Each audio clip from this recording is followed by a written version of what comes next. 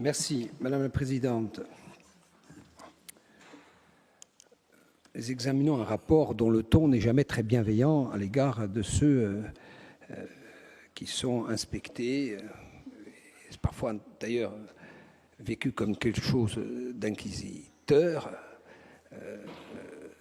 et à la fin un ton qui n'est jamais à la hauteur de ceux qui ont été inspectés. Bon. Moi, je veux bien qu'on soit dans l'opposition et qu'au motif qu'on est dans l'opposition, tout ce qu'on raconterait ne serait vu qu'au prisme d'une opposition dite systématique ou en tout cas visant à ne voir que ce qui ne va pas. Moi, je veux bien entendre. Ce qu'il est plus désirable d'entendre, c'est qu'on nous rappelle à l'honnêteté intellectuelle. Bon. On va essayer de trouver un champ médian.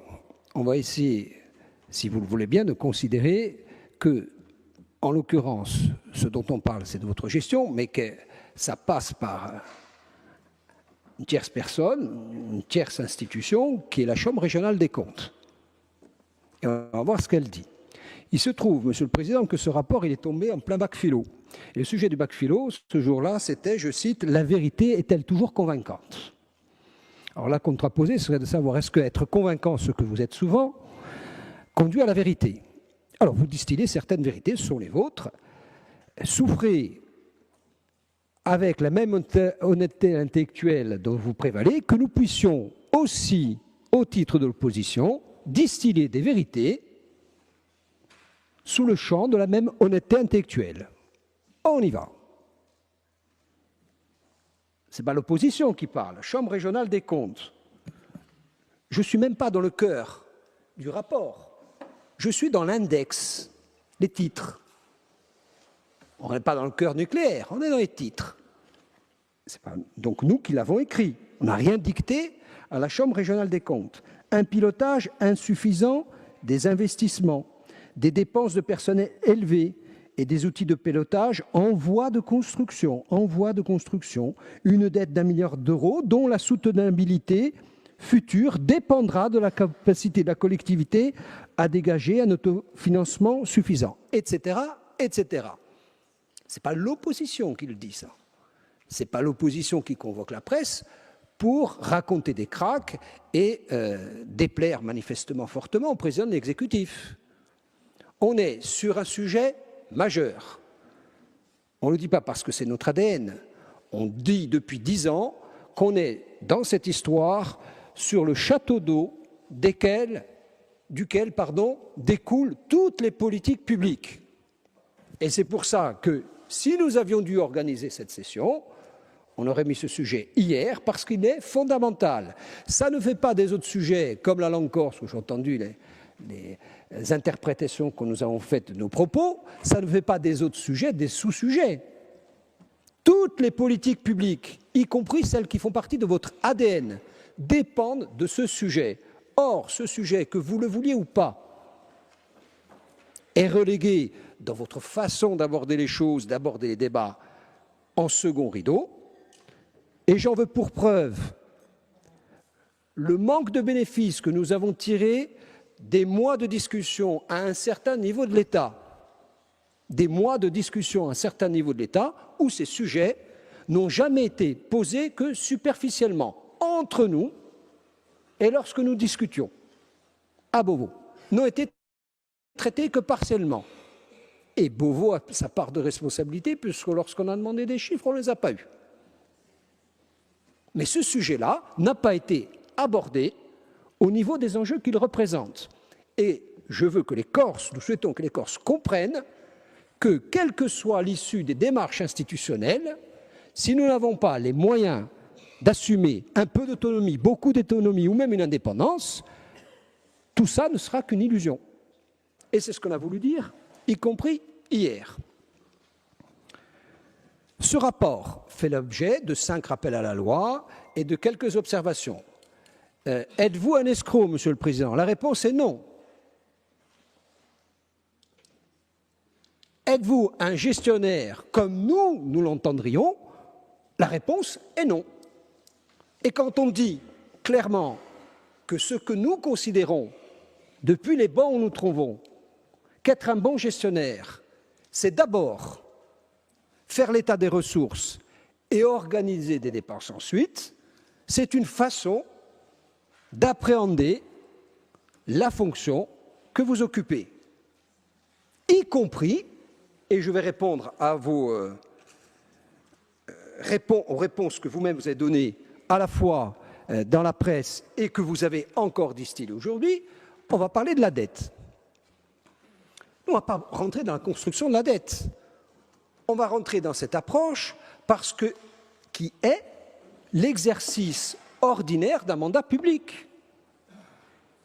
Et on l'a déjà dit, l'exercice ordinaire d'un mandat public, c'est bien de succéder à quelqu'un qui vous succédera. J'avais pris cette formule un peu grossière. Quand la pâte dentifrice est sortie du tube, elle ne rentre plus, quels que soient les errements du passé ou ce que vous avez pointé comme les errements du passé. Ils existent.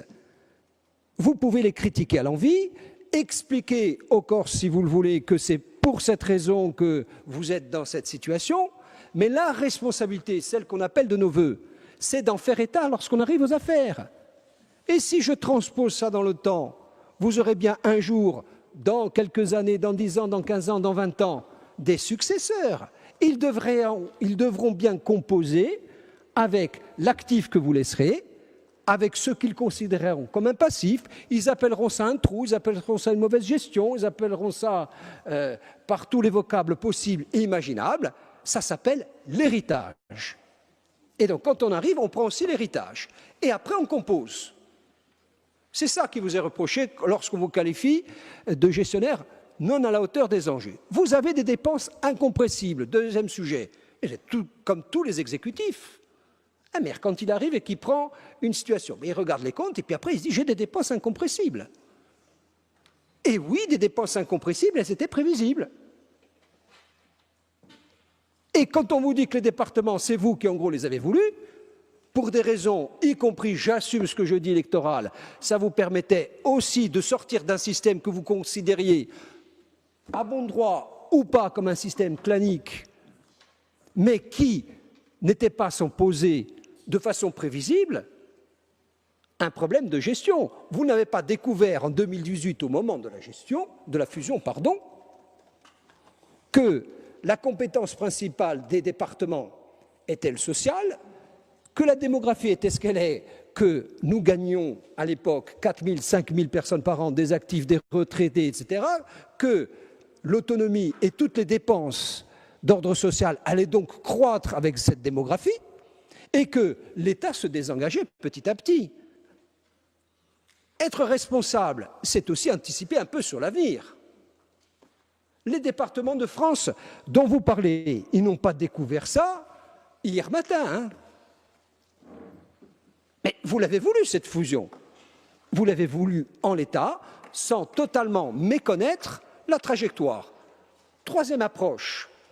Lorsque vous arrivez, et on vous a suivi là-dessus, me semble-t-il, on ne s'est pas désolidarisé de la difficulté, puisqu'elle était déjà pointée. Allez, passons sur 2015-2017, on fusionne. Il y a une étude, Kopfler, que sais-je encore, la trajectoire, elle est donnée. Et vous dites, à bon droit aussi, je cite, nous assumons, alors il y a un fossé entre les moyens de la collectivité et les besoins de la Corse. Puis un effet ciseau, à un moment donné, il y a moins de recettes que vous n'imaginiez et plus de compétences, des engagements de l'État, etc., etc., etc. Mais dans ces cas-là, il faut avoir l'ambition à la mesure des moyens. Or, ce qui vous est reproché, c'est que vous avancez, vous avancez, vous avancez, vous avancez, sans se poser la question des moyens, autrement que la porte de sortie que vous imaginez, et j'y reviendrai en conclusion, sur une fiscalité issue du processus d'autonomie. Quand la Chambre régionale des comptes reprend, non pas mot pour mot, mais en gros les grandes orientations sur lesquelles vous vous sentez critiqué de façon excessive, c'est quand même des choses qui sont pointées depuis un certain temps. La trajectoire préoccupante, les dépenses de personnel. Monsieur le Président, vous dites, vous assumez, c'est très bien. On fait un calcul rapide. En gros, nos agents, et c'est bien pour eux, ont 600 € de plus par mois que les autres. Si on multiplie par 4 500 ou 5 000, on a à 32-35 millions. Si on charge, ça fait 70 millions d'euros par an. C'est de ça dont on parle. Là, on n'est pas en train d'essayer de nourrir des petits ruisseaux pour faire de grands fleuves. On attaque par le plus dur. On est satisfait pour les agents. Mais la question qu'on se pose, nous, en avons-nous les moyens?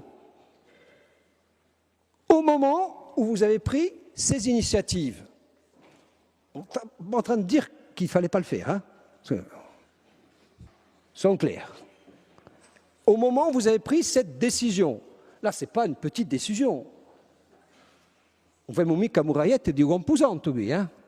On est sur des sujets lourds dont les décisions s'inscrivent sur le long terme. Parce que ça constitue ce que vous appelez un droit, et un droit durable. Donc le régime indemnitaire, qu'on estime à 60-70 millions d'euros par an, c'est-à-dire sur 2 mandatures, ça fait 700 millions d'euros. Est-ce qu'on en avait les moyens?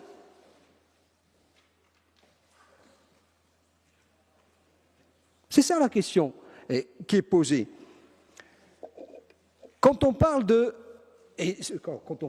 quand le rapport parle de ce qu'on évoque ensemble depuis un certain temps, il faut diversifier les recettes. Quelles sont, et je reviens à ce qu'on n'a pas évoqué durant tout le processus, quels sont les travaux que vous avez entrepris depuis cette maison pour diversifier et accroître les recettes? Et j'en viens à ma conclusion, parce qu'il faut bien y arriver. Vous nous dites, et vous nous renvoyez au processus d'autonomie, dont on ne connaît pas l'issue, très bien. Je dis que d'ici, que vous le vouliez ou pas, et de l'extérieur, que vous le vouliez ou pas, on ne sent pas une énergie, une dynamique, une implication, et je prends encore à dessein la langue corse pour qu'on se comprenne bien. Moi, j'aurais bien aimé être convoqué. Non pas ce matin, on a été convoqué pour la commission ad hoc sur l'encore. C'est très bien, j'y ai participé et j'y participerai, il n'y a aucun souci. Moi, j'aurais bien été heureux, comme d'autres, d'être convoqué hier matin pour une commission ad hoc sur ce sujet. Je ne parle pas des commissions à Libye que vous faites un mercredi matin où les gens peuvent se déplacer ou pas. Je ne parle pas de la commission des finances. Donc, quand vous créez une commission ad hoc, c'est que vous considérez, vous l'avez dit ce matin, Madame la Présidente, à bon droit, à juste titre, que le sujet est important, et vous avez cité durable parce qu'il faudra que cette commission survive dans le temps aux 3 mois qui s'inscrivent dans l'urgence. Moi, j'aurais bien aimé que ce sujet-là, dont on considère, nous, qu'il est prioritaire et fondamental, on puisse mettre autant de moyens, autant d'énergie, autant d'implication. Ce n'est pas le cas. On est bien obligé de le constater ensemble. Et ce n'est pas une critique parce qu'on est dans l'opposition. C'est parce que nous avons ici la diversité des opinions et que vous avez érigé en priorité d'autres sujets, notamment l'avancée institutionnelle. Est-ce que cette avancée institutionnelle va nous permettre, et c'est de ça dont on pourrait parler dans cette commission, de dégager des horizons? Mais encore une fois, on vous demande depuis des mois de nous donner des simulations avec les chiffres qu'on a, avec les chiffres qu'on n'a pas pour le moment. Nous faisons la démonstration que si on allait vers plus de fiscalité et non des points de TVA, on serait plus à l'aise qu'on ne l'est aujourd'hui. Et dans ce cas-là, on irait ensemble. On irait ensemble parce que nous, on veut accroître cette dimension-là parce qu'il va bien falloir trouver une solution. Pas seulement pour vous, pas pour vous sauver la peau, ou pas pour vous faire plaisir, mais parce que là, au stade où on se trouve, que vous nous trouviez catastrophiste ou pas, on sent bien à un moment donné que vous appelez ça un mur ou que vous appelez ça une difficulté insurmontable, on sent bien qu'on doit aller vers une fin de cycle et redémarrer sur un nouveau cycle. Et je ne crois pas que l'État va injecter cash 2 milliards d'euros dans la maison pour dire on repart à zéro. Je ne le crois pas. Donc on doit inventer un nouveau modèle. Je ne vois pas poindre l'implication qui est la vôtre pour aller vers ce nouveau modèle. je passe sur les contrats d'objectifs avec les offices et l'agences, parce qu'on parle toujours dans la maison mère, mais bon, ce que pointe la Chambre régionale des comptes, c'est quand même un sujet duquel nous parlons depuis des années. Je dis toujours, les agences et offices, elles existent, très bien. Si le modèle était bon, il se reproduirait. Et dans toutes les régions, il y aura des agences et offices. Il n'y en a pas, peut-être pas un hasard. Il faut s'interroger. La tutelle fonctionne-t-elle comme elle doit fonctionner? C'est un sujet que pointe la Chambre régionale des comptes, qu'on a pointé, mais qu'il faut peut-être, de façon sereine, peut-être dépassionnée, dans le cadre de travaux plus sérieux et à la fois plus investis sur le sujet, nous permettent d'avoir une vision claire. Nous, ce qu'on dit quand on parle aux Corses, c'est que, sans catastrophisme, puisque vous pensez que nous sommes dans l'excès, mais si c'était un ménage dans cette situation, il serait fiché Banque de France. Si c'était en entreprise, liquidation, redressement, faillite. Si c'était un club de foot, il serait relégué. La DNCG, le gendarme financier, s'il y avait un gendarme financier, on serait relégué. Oui. Mais on peut se cacher la vérité. Et je plains, y compris ceux qui vont me succéder dans la majorité, pour essayer de démontrer le contraire. Mais Louis va y arriver, j'en suis sûr. Bien. Donc, nous, ce qu'on aimerait, c'est qu'on sorte maintenant des grandes formules, qu'on sorte des illusions que vous distillez dans l'opinion. On aimerait que vous réussissiez, y compris sur votre ADN, que vous puissiez arriver pour vous, parce que, je conclue là-dessus, on a l'impression que vous êtes dans une maladie auto-immune, là. Vous détruisez de l'intérieur, y compris pour vos ambitions d'autonomie. Je peux me faire le relais de ce que disent certaines personnes qui croient en l'autonomie. Oh oui, oui. Si l'autonomie va être gérée comme ça, il faut que vous l'entendiez. Vous pouvez croire à dessein que c'est nous qui alimentions ces sujets. Je dis que de ce point de vue-là, on est presque dans la maladie auto-immune, c'est-à-dire de l'intérieur. Ça se pourrit, votre histoire. De l'intérieur. Donc, on vous souhaite de réussir sur tous les sujets, y compris en faisant peuple, mais je conclurai que pour le moment, a popolo vato bisogna pagare.